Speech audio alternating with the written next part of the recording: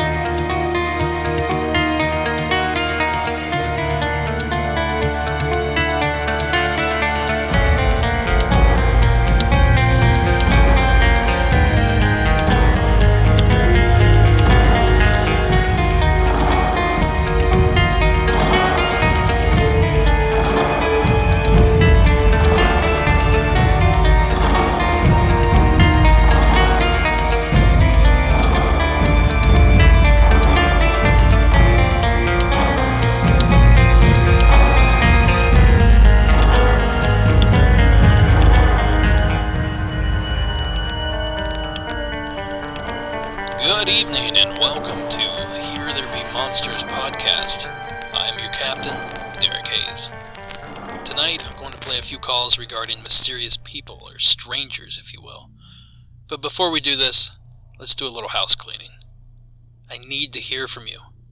I know some of you out there have experienced something creepy, witnessed something odd in the woods or strange in the sky. I know you have a story to tell, so why not tell it here? Give my Monster Hotline a call at 888-608-NIGHT.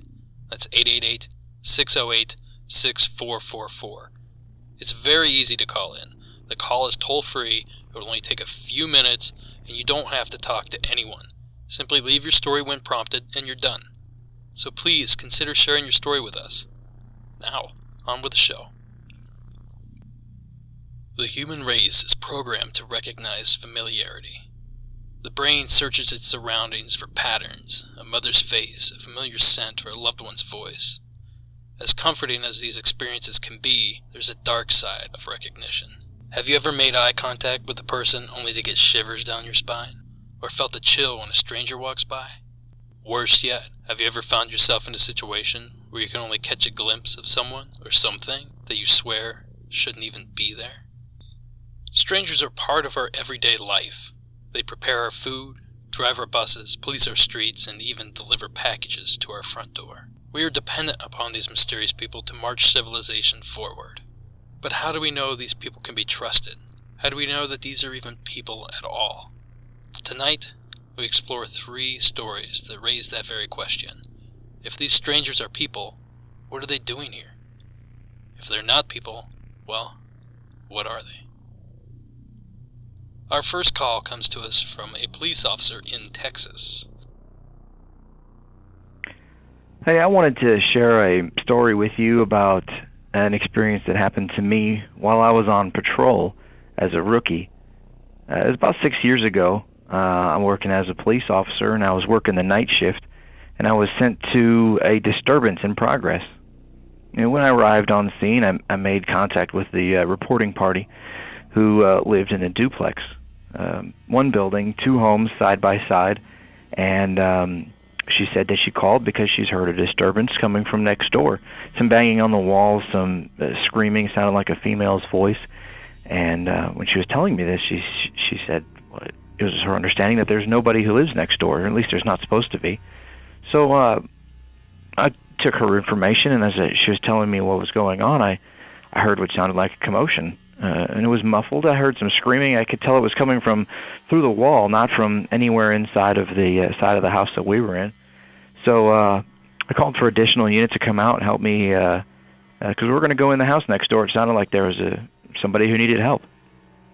So, when there's exigent circumstances, we don't need to get a search warrant to go into the house. If somebody screaming from inside sounded like they needed help, we went ahead and made the decision we were going to go into the house. I went into the house through the backyard, found an open window, went in while my partner stayed and watched the outside of the house, make sure nobody came out as I went in.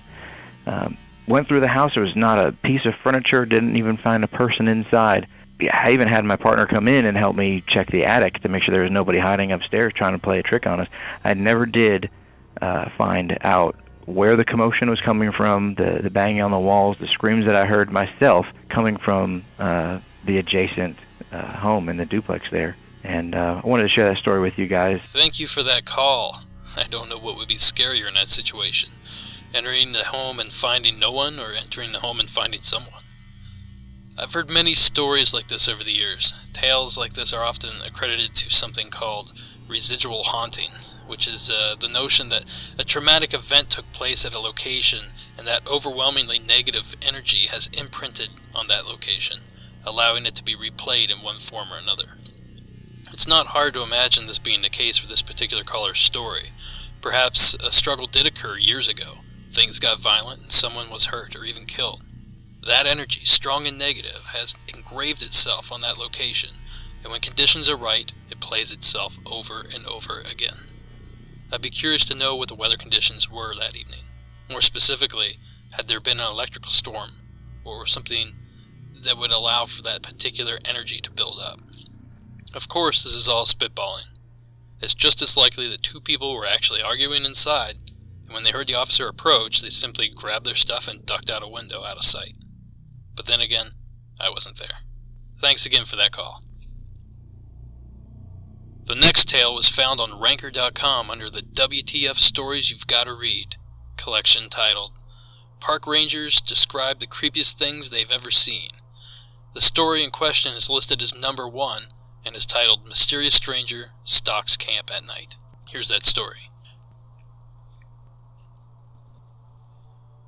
I once led a trip to the top of Mount Sterling in North Carolina. It's a tough climb to get to the top, and about 6 miles from the nearest road. I was leading a group of 8 middle school kids, and had one co-instructor. We were camping out on top of the mountain, and it was a beautiful night with a full moon. The kids and the other instructor went to bed in their tents. I chose to spend the night in a hammock.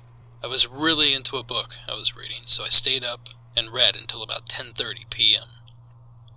I turned my headlamp off to settle in for the night. Everything around me was rather bright from the moon, and from the position I was in, I could see down the trail we had hiked to get to the top. I laid there enjoying the scenery and noticed something moving on the trail. Now, bears are quite common in the area, so I perked up. As it got closer, I could tell it was a person. We were in the middle of nowhere, and there was someone hiking up the trail with no headlamp or gear. I was just frozen, watching this person move closer to our camp. They arrived at the top of the mountain where we just stopped. I really could only see the outline of him. He stood there for what seemed like 30 minutes, but may have been 10. He turned and sat down under a tree, facing our camp. He was sitting up in a way that I knew he wasn't trying to sleep. He just sat there, staring at our camp. I had no idea what to do. I decided to wait it out. I waited, just staring at the man while he stared at my camp.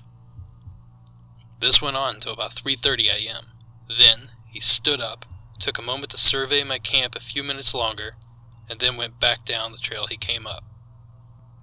To this day, I have no idea what that was all about, but it freaked me out. I was paranoid that we were being followed for the rest of the trip. As soon as I read that story, I knew I had to put it on the show. It's so simple and somewhat benign, but below the surface terrifying. Let's say just for a minute that this individual was actually a human being. What were they doing up there? And better yet, why would they stop and watch other campers simply sit there? To complicate things further, he or she had no gear or headlamp. I suppose it's possible that it was simply another camper who'd set up camp further down the mountain and heard a commotion and decided to walk up the moonlit trail to see what was going on. He just simply left his belongings back at camp.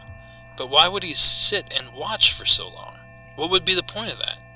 Did he know he was being watched and thought it'd be a funny prank? That does not seem at all likely to me. Now let's for a minute assume that this was not another human, but rather something else. There have been numerous Sasquatch sightings in the mountains of North Carolina over the years. In fact, the Mount Sterling area is around 100 miles from the location of the Nobby sightings in the 70s, and also from the location of the 911 call I played last week. The behavior described by the ranger is similar to other reports of purported Sasquatch activity. I've heard many accounts describing a large, bipedal creature watching campers just out of the firelight or hiding just beyond the range of a home's security light. It's not too far-fetched to think that that behavior could be applied here. Either way, as a frequent camper and backpacker, I've found the story both fascinating and chilling at the same time. Our next call comes in from Iowa, and it barely made the cut. It literally came in as I was recording, and I thought it was too good to pass up. So here we go with that call. Hey, this is Alex. I live here in Iowa. I don't really know if I've seen anything, but I fish a lot on the South Skunk River in central Iowa, and where I fish, I go down about 5-10 miles. I'll hike it. I'll camp up on a barge on the river. A couple weeks ago, I was down south of Reasoner, Iowa, which is by Pella, out in the middle of nowhere. About 10 o'clock at night, I was checking my lines, pitch black, and it sounded like something threw a rock at me on the water. And at first I thought it was a beaver, just smacking its tail. It's typical, but it was loud, and it wasn't like a splash. It was like big rock hitting the water noise. I didn't really think much of it, and I ran back to my fire, sitting there, checking my lines again, and kept hearing it, and it just kept getting closer and closer. And finally one probably about 10 foot away, big splash in the water. It had to be a big-ass boulder, because it was just a boosh. Water come up, hit me, and I'm sitting there, and we could hear something running through the woods. And I'm actually getting the chills right now talking to you about it. And it was just a little spooky. There's all kinds of critters running around out there, deer and mountain lions and coyotes, but, there ain't nothing besides a human, which I highly doubt would be out there because I'm, miles out in the middle of nowhere on a river, and there's nothing that could throw a rock out here. So, I don't know, just found it weird. I've heard weird noises out there in the marsh and the bayous on the Skunk River where it floods up. Its backwater creates a pond or a lake area, and nobody lives out there because it floods up so much, so it's just vast open timber, for miles and miles and miles, and then around all that's nothing but cornfields, so I've just heard weird out there, and whatever, get old if you want more stories, brother. Now, at first, I'd simply say that Alex is hearing a fish jumping. However, I'm just not real sure what the weather has been like in Iowa lately. If it's still cold and the water table's still cold, this is less likely. They won't be jumping for bugs or mating just yet. His suggestion that it was a beaver tail is pretty logical, but it sounds like he was able to rule that out. I'll be honest, it sounds like it could be purported Sasquatch behavior. Rock throwing is typical for these types of sightings. I've heard accounts of Bigfoot-like creatures tossing rocks and boulders onto canoes to sink them. Whatever Alex heard that evening certainly deserves further investigation. Perhaps we can get him to go back out there with an audio recorder. Thanks, Alex, for the call. Our final call comes from an anonymous caller in Ohio. Let's give it a listen. Hey, just want to tell you thanks first and foremost for letting me tell the story here. Forgive me if a few of the details are a little bit fuzzy, but it was about 20 years ago, a little over 20 years ago. However, what I did see still sticks with me, and it still kind of freaks me out to this day. So like I said, this was about 20, maybe even 21 years ago. I wasn't even quite yet a teenager. We had just moved, my family had just moved from our old house to a newer house, it was a brand new house. It was just built. But the development itself was still very incomplete. There's a lot of dirt lots. Basements already kind of dug out, construction stuff all over the place, and kind of like that. Definitely a good place definitely a safe place for a young kid to go run around and be an idiot in. Anyway, this would have been maybe after our first full year in the house of it must have been early summer, maybe even late spring. I just remember it was warm out. I was dead asleep in my room, and but like just suddenly I had like this urge. I felt like very compelled to wake up, not like in a jumpy sort of way, like something startled me, but just I was just very alert and very awake. This is a little bit after 2 a.m. And I also felt compelled to go walk over to one of my bedroom windows. So I walked over and I sort of crouched down so I could see. I don't know why I crouched down, but I crouched down so I could kind of see out the window a little bit better. There were some trees. There were some trees in our front yard. They're probably gone now, but there's some trees in our front yard that blocked my view a little bit. But you could still kind of see all the way down to the corner down the street. Probably can't now. There's obviously, like I said, this was a new development at the time. There weren't many houses then, but now your view would probably be blocked from the same window. So anyway, as I'm peering down, looking at this corner, I see 3 figures walking away from my house. They're maybe 200 to 300 feet away, somewhere in that range, and kind of moving, like I said, moving away from the house. So I'm watching them for a long moment, and I don't know why. Like I just woke up and felt compelled to kind of go over the window and take a peek out.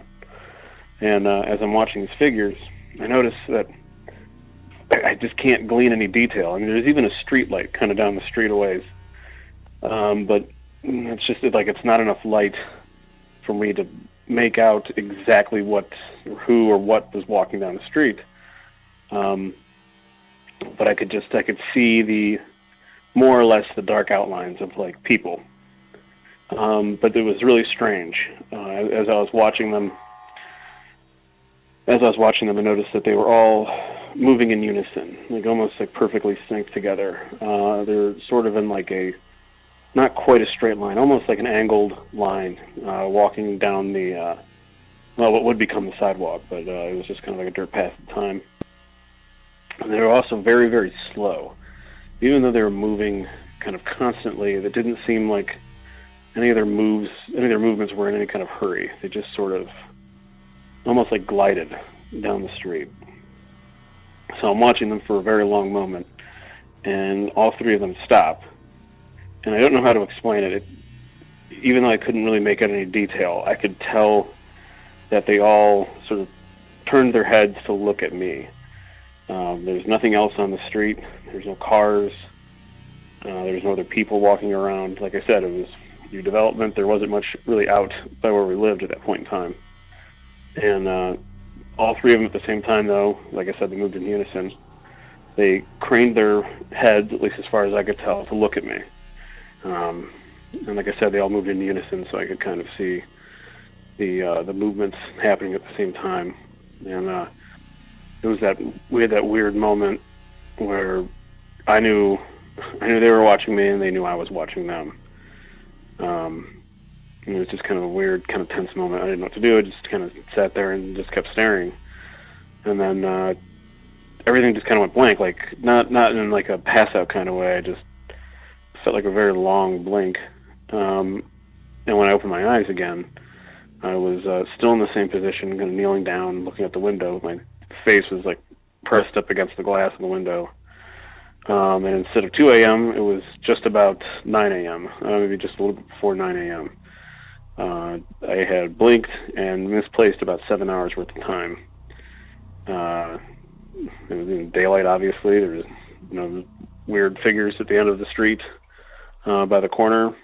Still really freaks me out, actually. 20 years later, like I said, some of the details are maybe a little bit off. And, I don't know how far away they were or what time of year it was necessarily, but I still remember that moment when they turned around and looked at me, knowing that I was watching them.